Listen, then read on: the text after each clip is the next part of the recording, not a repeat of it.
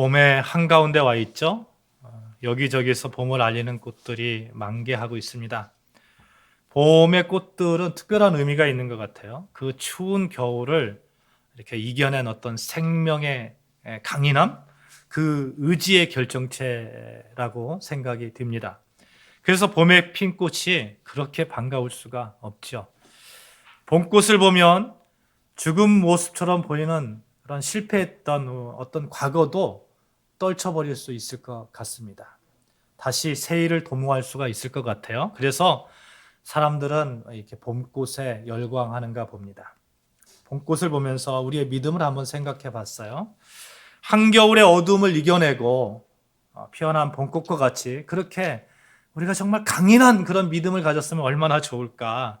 어떠한 낙심 가운데서도 어떠한 환경 속에서도 때가 되면 꽃을 피우는 그러한 믿음의 사람으로 우리가 하루하루 그렇게 살아가면 얼마나 좋을까 하는 그런 바람을 가져보았습니다. 오늘 예배의 자리에 오신 여러분 모두 모든 환경을 덮어버리는 그런 믿음의 꽃, 살을 찢는 그러한 추운 겨울을 이겨내는 그런 생명의 강력함, 강렬함을 가진 그런 믿음, 주님을 사랑하는 믿음의 꽃을 활짝 피워내는 그러한 삶을 사시기를 주님의 이름으로 축복합니다. 아멘. 우리 그 마음을 담아서 우리 같이 찬양했으면 좋겠어요. 나의 주, 나의 하나님이여, 내가 주를 사랑합니다. 그 우리의 고백이 있었으면 좋겠습니다.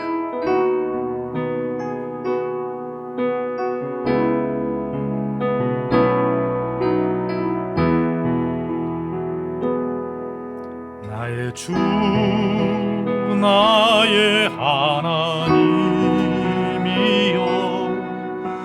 주를 경배합니다. 주 사랑하는 나의 마음을 주께서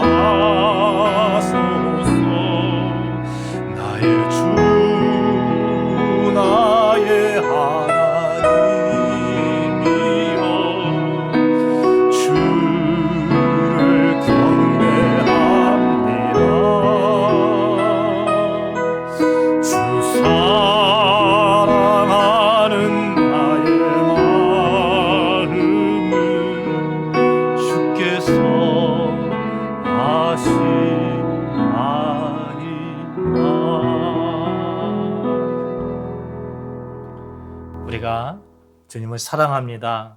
주님을 경배합니다. 주님의 길을 가겠습니다. 우리가 찬양했습니다만 진실로 그렇게 주님을 사랑하는 그 고백 가운데 믿음의 꽃을 피우시는 여러분과 저 되어지기를 다시 한번 축복합니다. 오늘 본문 말씀은 이 베드로가 부활하신 예수님을 향해서 한 고백이죠.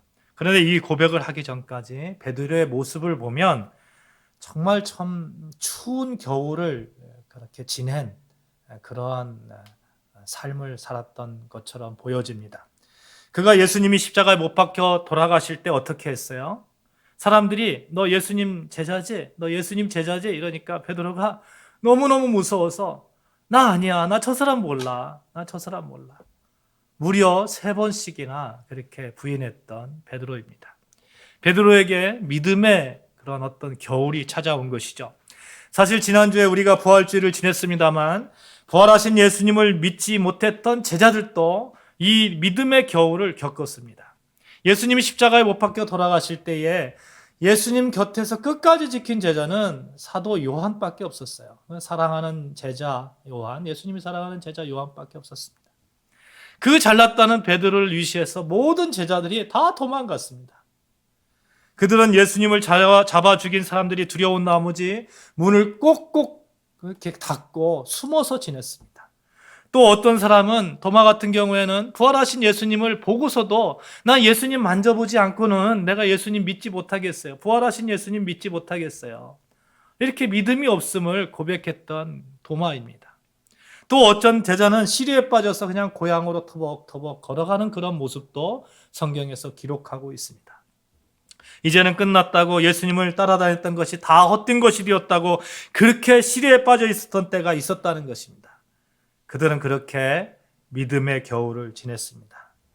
이와 같은 상황이 우리에게 주는 교훈이 있습니다. 우리가 믿음의 꽃을 피우기 위해서 신앙생활을 참 열심히 하면서 말씀을 붙들고 찬양을 하고 기도를 하고 그렇게 정말 열심히 믿음 생활을 한다고 하지만 순간순간 너무나 큰 충격적인 그런 어떤 상황이 우리 앞에 닥칠 때에 우리도 역시 이 제자들과 같이 시리에 빠질 수 있다는 것입니다. 믿음의 겨울을 보낼 수 있다는 거예요. 이것이 연약한 우리의 현실입니다. 우리뿐만이 아니죠. 수많은 믿음의 선조들도 다 이 믿음의 그 겨울을 겪은 그런 경우를 보게 됩니다. 다윗도 자기가 정말 자기에게 정말로 충성하는 그 우리아라는 그 충복이 있잖아요. 충복의 아내를 범했던 사람입니다. 갈멜산에서 바알을 섬기던 선지자들과 싸워서 이겼던 그 엘리야, 무려 바알 선지자 450명을 잡아서 죽였던 사람이에요. 그런데 이세벨이라는 왕비가 너 내 그 선지자들 잡아 죽였지? 너 오늘 이맘때 내가 이 해가 떨어지기 전에 너 죽일 거야. 그러니까 막 도망했습니다. 막 도망해서 브엘세바로 도망해서 그곳 광야 로뎀나무 아래에서 어떻게 이 엘리야가 고백을 했습니까? 하나님, 나 좀 죽여주세요. 나 지쳤습니다. 더 이상 나 할 수가 없습니다. 이렇게 좌절에 빠진 겨울을 지내기도 했습니다. 예수님을 전하기 위해서 이방인의 사도라고 하면서 정말 세상 끝까지 나아가서 복음을 전하려고 했던 바울을 한번 보세요. 바울이 예수님을 전하기 전에, 예수님을 만나기 전에 바울의 모습은 어떻습니까? 예수님을 믿는 사람들 얼마나 많이 핍박했어요. 그렇잖아요. 예수님을 믿는 사람들 다 죽이려고 했던 사람입니다. 그렇게 바울도 예수님을 핍박하는 시기, 믿음의 겨울을 지내는 시기가 있었다는 거예요. 여러분, 이 사실을 볼 때에 우리가 좀 겸손해질 필요가 있어요.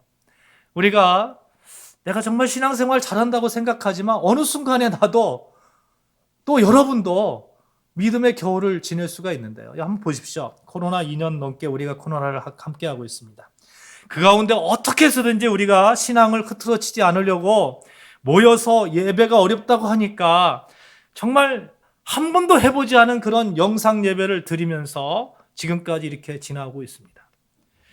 작은 교회들이 가질 수밖에 없는 어떤 여러 가지 제약들, 그것들을 보완해 보고자 정말 여러 교회가 모여서 라이프온 교회라는 그런 교회 연합체를 만들어서 서로 힘을 합해서 어떻게 해서든지 여러분에게 정말 이렇게 어떤 그 섬김의 모습, 또 신앙 교육의 모습을 좀 나눠주고 싶어서 그렇게 교회 연합체를 만들어서 사명을 감당해 보고자 하기도 했습니다. 어떻게 해서든지 우리가 정말 하나님께서 맡겨주신 그 사명을 감당하고자 어떠한 상황 속에서도 그 사명을 감당하고자 라이프온 보이스 찬양단을 만들어서 작은 교회들을 섬기는 그 일에 우리가 정말 최선을 다해서 노력하려고 그렇게 하기도 하였습니다. 그렇게 몸부림을 치고 있습니다. 그럼에도 불구하고요, 여러분, 코로나와 함께하고 있는 현재의 모습을 바라보면 어떻게 보면 지금 믿음의 겨울을 지나고 있지 않나 하는 그런 생각을 떨쳐버릴 수가 없습니다. 제가 가장 많이 듣는 말 가운데 이거예요. 코로나로 인해서 예배를 드리지 못하니까 예배 드리는 것이 어색하다는 거예요. 예배를 드리고 싶은 마음은 있는데 발길이 옮겨지지 않는다는 겁니다. 이게 습관화되었어요. 예배 드리지 않는 것이 습관화되었어요. 그러면서 하나님께 참 죄송하죠. 내가 하나님을 믿는다고 하는데 예수 그리스도를 주로 고백하고 있다고 그렇게 말은 하는데 예배를 안 드리니까 너무 미안한 거예요. 너무. 이러면 안 된다고 하면서 선뜻 발길이 옮겨지지 않는 그 모습을 보게 됩니다. 우리는 어쩌면 믿음의 겨울 가운데 있습니다.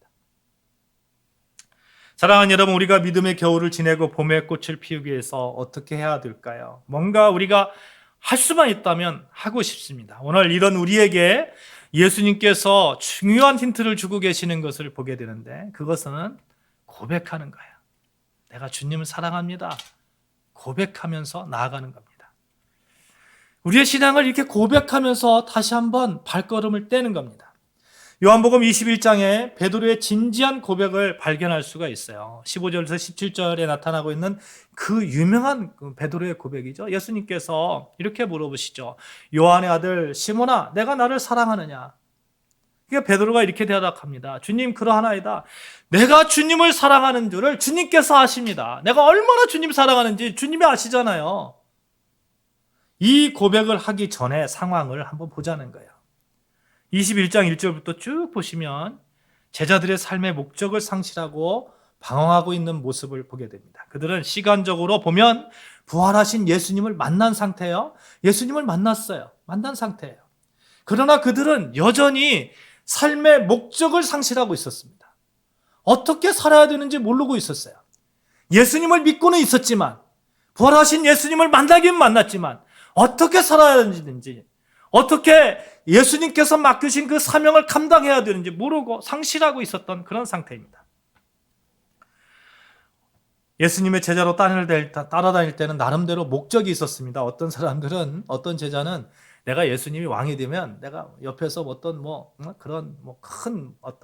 그런 위치에 내가 올라가야지? 이런 생각도 한 사람도 있고, 또 어떤 사람은 예수님을 통해서 이스라엘의 해방을 그런 꿈을 꾼 그런 사람도 있었습니다. 그런 제자도 있었어요. 그런데 이 꿈이 산산이 부서졌습니다. 부활하신 예수님을 만났지만 그것이 주는 의미도 몰랐고 그냥 부활하신 스승님을 만난 이상, 기쁨 이상, 그것 이상 아무것도 아니었던 거예요. 다시 무엇을 해야 되는 그런 목적을 상실했습니다. 방황의 시간을 보내고 체념의 시간을 보냈습니다. 이러한 때에 처음 생업으로 복귀한 사람들이 누구냐면 어부 사람들이야. 이 어부 사람들. 21장 2절에 보시면 시몬 베드로, 도마, 나다니엘, 그 다음에 세베대의 아들, 그리고 요한이도 다른 제자 2명이라고 적혀 있습니다. 그들이 같이 있었어요. 이때 일어난 상황을 요한은 이렇게 기록하고 있습니다. 시몬 베드로가 나는 물고기나 잡으러 가야겠다 이렇게 말하니까 우리도 같이 가겠다고 하고 함께 고기 잡으러 갔습니다. 그런데 그날따라 우리는 고기를 한 마리도 잡지 못했습니다. 그때 처만치서 어떤 사람이 고기가 있느냐고 물어보는 거예요. 날이 새어갈 때라서 그분이 예수님인지 우리가 알지 못했습니다. 고기가 없다고 하니까 뜬금없이 그분이 말씀하시는데 그물을 배 오른쪽으로 던지라고 하지 않겠어요? 근데 우리가 누구입니까? 우리는 평생 물고기만 잡은 어부입니다. 그럼에도 불구하고 미쳐야 번진다 하는 마음으로 배 오른쪽에 그물을 던져보았습니다. 근데 이게 웬일입니까? 그물을 당길 수가 없을 정도로 고기가 많이 잡힌 거예요. 이때 예수님이 사랑하는 제자가 멀리 있는 그 사람을 보면서 예수님을 알아봤습니다. 예수님이다, 주님이시다 이렇게 말을 하니까 베드로가 옷을 입은 채로 그냥 바다에 뛰어들었습니다. 우리가 있는 곳은 해변에서 불과 한 90m 정도 떨어진 그런 곳이었어요. 그물을 끌어 해안에 와보니 거기에는 숯불이 피워져 있었습니다. 물 위에는 불 위에는 생선도 있고 또 옆에 빵도 있었습니다. 그때 예수님이 방금 전에 잡은 생선을 가져오라고 말씀하셨어요. 그래서 물고기를 세어보니까 153마리나 153마리나 잡혀 있었습니다. 참 다행인 것은 그렇게 물고기를 말에 잡았는데도 그물이 끊어지지 않았습니다. 찢어지지 않았습니다. 예수님께서 우리에게 와서 아침을 같이 하자 이렇게 말씀하셨어요. 그런데 우리가 그분이 누구신지 아무도 물어보지 않았습니다. 왜냐? 그분이 예수님이라는 것을 모두 다 알았기 때문입니다. 이것은 예수님께서 죽은 자 가운데서 살아나신 후 세 번째로 제자들에게 나타나신 것이었습니다. 이 본문 오늘 21장에 쭉 나오는 내용이에요. 사도 요한은 이렇게 상세하게 그때의 내용을 적고 있습니다. 그런데 여러분, 이 말씀에서 베드로를 위시한 제자들이 예수님을 알아보기 전까지 어떻게 했느냐는 거예요. 고기나 잡으러 가자. 고기나 잡으러 가자. 21장 3절에 보시면 베드로의 절망 섞인 그런 말투가 보이지 않습니까? 나는 물고기 어부야. 물고기 잡는 어부야. 그냥 고기나 잡으러 가자. 사실 베드로에게 물고기를 잡는 일은 생업을 위한 마지막 대안이었을 거예요. 이제 더 이상 예수님 앞에서 그 어떤 고백도 할 수 없었을 겁니다. 그리고 예수님에 대해서 기대하는 것이 다 무너졌잖아요. 고기를 잡는 그 일이 그에게 부여된 새 일이에요. 생업으로 돌아갔어요. 그러나 분명한 사실은 예수님께서 뭐라고 말씀하셨어요? 베드로하고 동행하면서 예수님께서 베드로에게 어떤 비전을 주셨잖아요. 그렇죠? 너를 통해서 교회를 세우겠다는 그 비전을 주셨잖아요. 근데 베드로가 나는 고기나 잡으러 가겠다 이렇게 말하고 있는 겁니다. 새로운 시작할 때 여러분 막 설레고 기쁘고 기대가 되고 이러잖아요. 근데 베드로의 이 나는 물고기나 잡으러 가겠다 이 말 속에 기대가 있고 기쁨이 있고 어떤 설렘이 있고 이렇습니까? 전혀 그런 게 느껴지지 않지 않습니까? 베드로의 말 속에는 아무런 꿈도 희망도 없었습니다. 방황하는 모습이 그려졌을 뿐이에요. 베드로만 그런 것이 아니에요. 나도 물고기 잡으러 가겠다. 같이 있었던 제자들도 다 그렇게 얘기하는 겁니다. 나도 같이 가겠다고 그냥 터벅터벅 그렇게 따라가는 그 제자들의 모습을 한번 상상해 보자고요. 여러분 상상이 되지 않습니까? 이게. 성경의 뉘앙스는 그들이 그렇게 방황하고 있는 것처럼 그려진다는 거예요. 이렇게 방황하는 제자들에게 부활하신 예수님께서 나타나셔서 같이 밥 먹자. 같이 밥 먹자. 회복하는데 같이 밥 먹는 것처럼 좋은 게 없는 것 같아요. 그죠? 같이 밥 먹자. 그렇게 회복시킵니다. 그리고 그렇게 식사도 하면서 베드로의 입을 통해서 그가 예수님을 사랑하고 있음을 고백하게 하였다는 거예요. 여러분, 베드로의 입이 무엇입니까? 예수님을 3번이나 부인했던 베드로의 입입니다. 그 입을 통해서 다시 내가 주님을 사랑하고 있습니다 라는 그 고백을 예수님께서 하게 하셨다는 겁니다. 예수님께서 3번이나 베드로에게 물어보죠. 내가 나를 사랑하느냐? 이렇게 3번 질문에 대해서 원어에 보면 첫 번째 질문하고 두 번째 질문은 그 원형이 아가파오예요. 아가파오. 그러니까 신적인 사랑 이런 얘기죠. 네가 신적인 사랑을 나에게 하고 있느냐? 이런 얘기를 질문하고 있습니다. 세 번째 질문은 필레오라는 질문입니다. 그런 어원을 가지고 있어요. 그러니까 사람끼리의 어떤 뜨거운 사랑과 우정 이런 것을 말하는 그런 필레오적 사랑을 질문하고 있습니다. 근데 이 원어적 차이를 가지고 성경학자들이 여러 가지 해석을 이렇게 나누기도 합니다만 제가 보기에는 이 질문에 반복되어지는 데 초점을 맞추는 것이 더 합당하지 않을까, 예수님의 의도에 합당하지 않을까 이런 생각을 합니다. 예수님은 자신을 향한 베드로의 사랑을 확증함으로써 그를 하나님 나라를 확장시키는 사도로 사용하기를 원하셨다는 거예요. 그러기 위해서 3번이나 같은 질문을 통해서 같은 대답을 받습니다. 베드로는 끝까지 필레오라고 대답을 하거든요. 내가 주님을 사랑합니다. 주님께서 아십니다. 이 필레오라는 대답을 하고 있어요. 내가 열정적으로 인간이 할 수 있는 최고의 사랑을, 우정을 나누고 있습니다. 이렇게 베드로가 고백하고 있습니다. 예수님의 질문, 그것은 베드로로 하여금 예수님 당신을 향한 사랑이 내가 식지 않고 열정적이고 그 사랑이 아직도 충만합니다 라는 그 고백을 하게 하셨다는 겁니다. 사랑하는 여러분, 우리가 신앙생활 하면서 온전하게 주님께서 맡겨주신 사명을 감당하기 위해서 필요한 것이 있다면 예수님에 대한 사랑입니다. 이 예수님에 대한 사랑이 없으면 우리가 이렇게 헌신하고 또 우리가 주의 일을 하고 이런 것들 다 꽹과리가 되는 거예요. 울리는 꽹과리가 되는 거예요. 사람들 앞에서 내 자신을 보여주고 싶고 내 자신의 어떤 역량을 보여주고 싶고 그런 분들은 없겠지만 이것을 예수님은 너무나 잘 알았기 때문에 베드로로 하여금 계속해서 고백하게 하시는 겁니다. 여기에서 주목해야 될 것이 또 하나가 있어요. 이 본문의 시제가 현재형이라는 거예요. 현재형. 내가 나를 사랑하느냐? 이게 내가 나를 사랑했느냐? 이거 아니에요. 네가 나를 사랑할 거야? 이거 아니에요. 지금 현재 이곳에서 네가 나를 사랑하느냐? 이 질문을 예수님께서 하고 계신 겁니다. 이 고백을 통해서 베드로는 회복되었어요. 베드로는 사도의 일을 넉넉하게 감당하는 자로 다시 세워질 수 있었습니다. 성경을 보면 이렇게 고백을 통해서 믿음이 계속해서 자라나는 것을 보게 됩니다. 성경을 보면 베드로의 고백이 여러 번 나와요. 베드로의 고백이 여러 번 나오는데 베드로는 이런 고백들을 통해서 어떤 이렇게 변화를 겪게 되는데 베드로가 첫 번째 한 고백이 여러분 뭔지 아십니까? 베드로가 첫 번째 한 고백, 나는 죄인입니다. 이거예요. 나는 죄인입니다. 이 고백이 갈릴리 바다에서 예수님을 처음 만났을 때잖아요. 갈릴리 바다에 고기를 잡고 있었어요, 베드로가. 근데 밤새도록 그물을 던졌는데 새벽까지 고기를 한 마리도 잡지 못했습니다. 이 갈릴리 바다는 좀 그 헬몬산에서부터 쭉 내려오는 그 이렇게 분지처럼 돼 있거든. 밑에 있어요. 그러니까 이 보통 고기를 잡을 때 밤에 잡는답니다. 밤에. 새벽까지 잡는다는 거예요. 근데 낮에는 잡지 않는 거예요. 근데 밤새도록 잡았는데 고기 한 마리 잡지 못하는 거예요.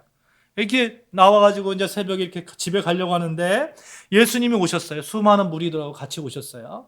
같이 오셨는데 예수님께 너무 사람들이 많으니까 야 베드로야 너 그 배 좀 빌려달라. 그래가지고 베드로의 배를 빌려서 이 갈릴리 바다 쪽 앞쪽으로 이렇게 쭉 나가신 거죠. 나가셔서 사람들을 모아놓고 말씀하셨습니다. 말씀하시고 이제 다 말씀하신 뒤에 베드로에게 가서 베드로야 너 깊은 데로 가서 그물을 내려 고기를 잡으라 이렇게 말을 했어요.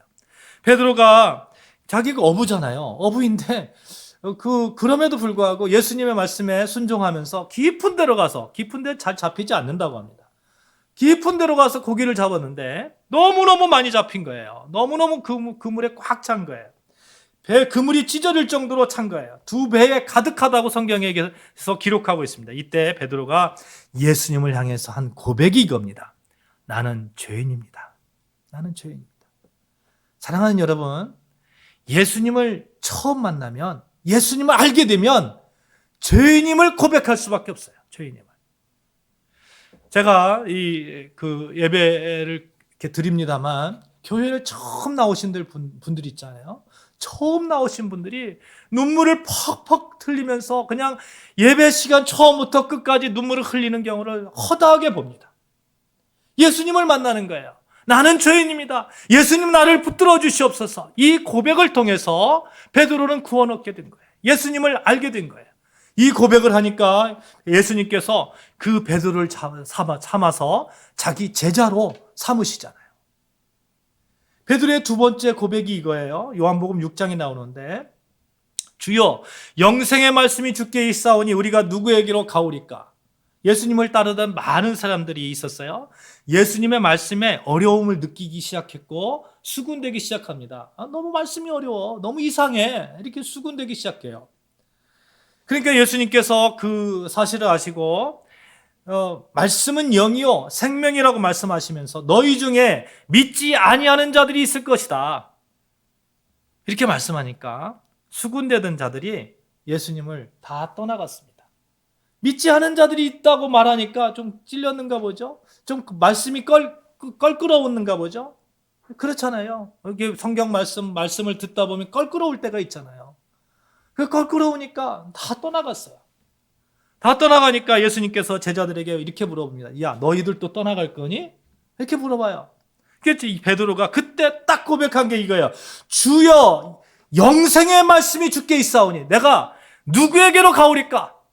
내가 누구에게 갈까요? 예수님 따라서 나 갈 사람 아무도 없어요. 주님의 말씀이 영생입니다. 이 고백을 통해서요, 베드로는 한층 높은 신앙의 성장을 한 거예요. 신앙의 성장. 세 번째 고백이요, 너무나 유명한 고백이잖아요. 마태복음 16장 16절 말씀에 주는 그리스도시요 살아계신 하나님의 아들이십니다.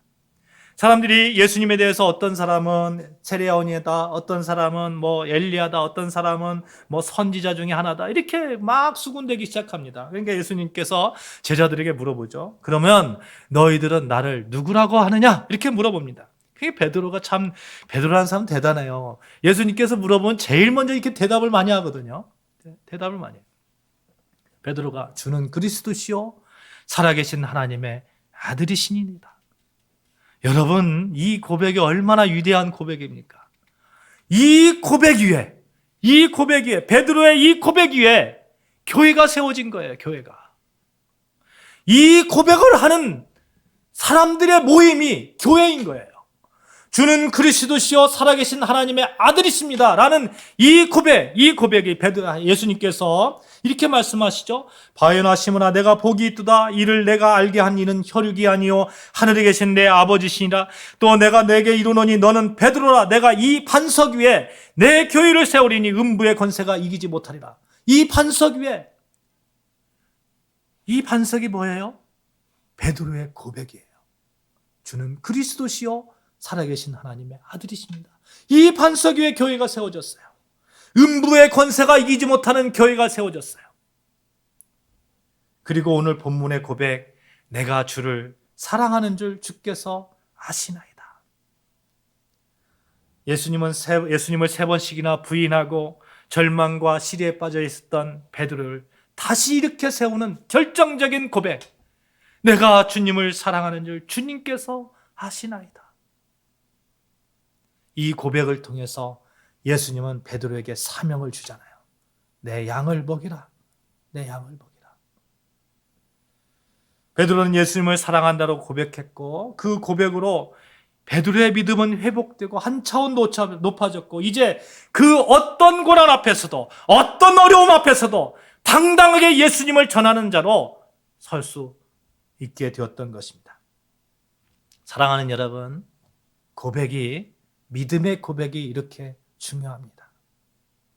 내 자신을 바라볼 때에 믿음이 지금 사망의 음침한 골짜기를 다니고 있는 것처럼 혹시라도 느껴지신다면 그때가 고백할 때입니다. 주님, 내가 주님 사랑합니다. 주님, 나는 죄인입니다. 내가 주님을 떠나서는 어디로 갈 수 있겠습니까? 고백할 때입니다. 여러분, 베드로가 어디까지 회복되고 그의 믿음이 어디까지 성장했는지 보여주는 그 베드로의 위침이 있는데요. 베드로의 위침 따라해 봅시다. 예수의 이름으로. 따라해 보시죠. 시작. 예수의 이름으로. 사도행전 보면 베드로가 엄청난 사역을 감당하는 것을 보게 돼요. 하루에 3,000명을 회개시키는 날도 있었고요. 안진뱅이가 일어나고 5,000명을 교회로 이렇게 돌아오게 하기도 했습니다. 베드로가 3,000명을 회개시킬 때 한 설교예요. 사도행전 2장 38절 제가 읽겠습니다. 베드로가 이르되 너희가 회개하여 각각 예수 그리스도의 이름으로 세례를 받고 죄 사함을 받으라. 그리하면 성령의 성물을 받으리니 이 약속은 너희와 너희 자녀와 모든 먼데 사람 곧 우리 하나님이 얼마든지 부르시는 자들에게 하신 것이라 하고 예수 그리스도의 이름으로. 사도행전 3장 보면 아주 유명한 사건이 있죠. 베드로와 요한이 이렇게 성전으로 올라갈 때였습니다. 태어날 때부터 걷지 못했던 사람이 있었어요.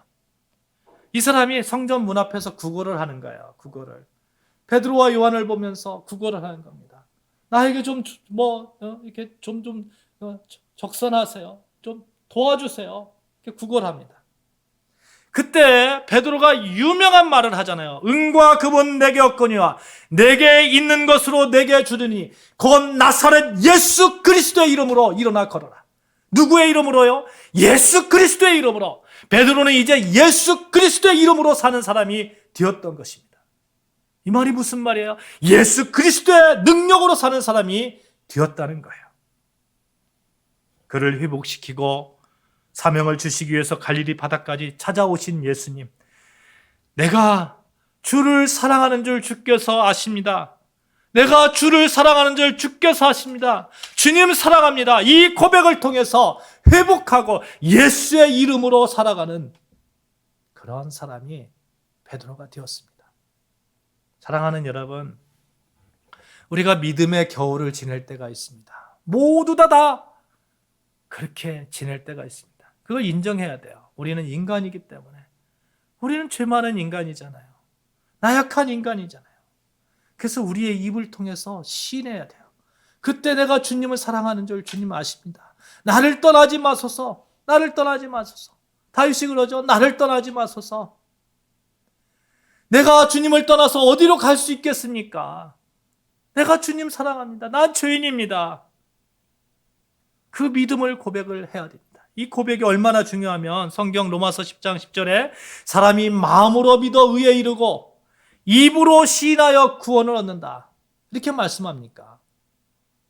사랑하는 여러분, 우리가 예수님을 3번씩이나 부인했던 베드로처럼 그렇게 신앙의 어두운 터널을 다닐 때가 있을 거예요.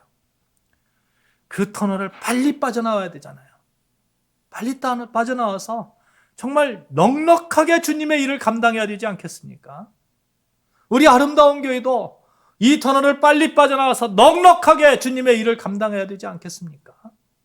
선교도 넉넉하게 하고, 제가 늘 기도하는 게 있어요. 구체적으로 기도하고 있습니다. 하나님, 제가 정말 우리 아름다운 교회가 정말 수많은 사람들이 이곳에서 찬양의 울림이 하늘에 상달되어질 수 있도록 그렇게 우리 교회를 축복하여 주시옵소서. 우리의 기도가 다 응답되어질 수 있도록 주님 축복하여 주시옵소서. 이곳을 통해서 선포되는 말씀을 통해서 수많은 사람들이 회복되게 하여 주시옵소서. 우리가 그 일을 감당해야 되지 않겠습니까? 그럴 때 우리 고백합시다. 주님 사랑합니다. 주님 사랑합니다. 나에게 능력을 주시옵소서. 내가 고백하면 그 소리를 하나님이 듣고 계십니다. 내가 고백하면 하나님도 옆에서 우리에게 말씀하십니다. 그래, 나도 너 사랑해. 나도 너에게 능력 줄 거야. 세상을 살아갈 수 있는 그런 능력을 줄 거야. 예수의 능력을 너에게 허락할 거야. 주님께서 말씀하시는 거죠. 사랑하는 여러분, 말씀을 맺겠습니다. 우리가 일평생 살아가면서 내 입술을 통해서 늘 주님 사랑합니다. 나는 주님의 능력으로 살아가는 사람입니다. 고백하는 저와 여러분 되어주시기를 주님의 이름으로 축복합니다. 우리 그 고백을 가지고 우리 같이 찬양합시다. 사랑합니다. 나의 예수님 같이 찬양합시다.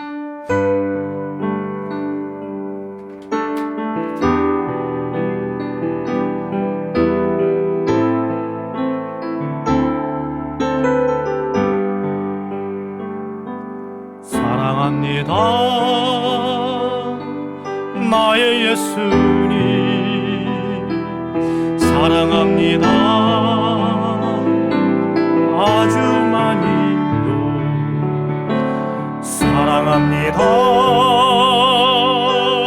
나의 예수님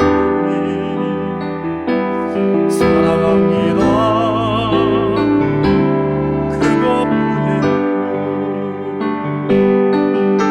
사랑하느라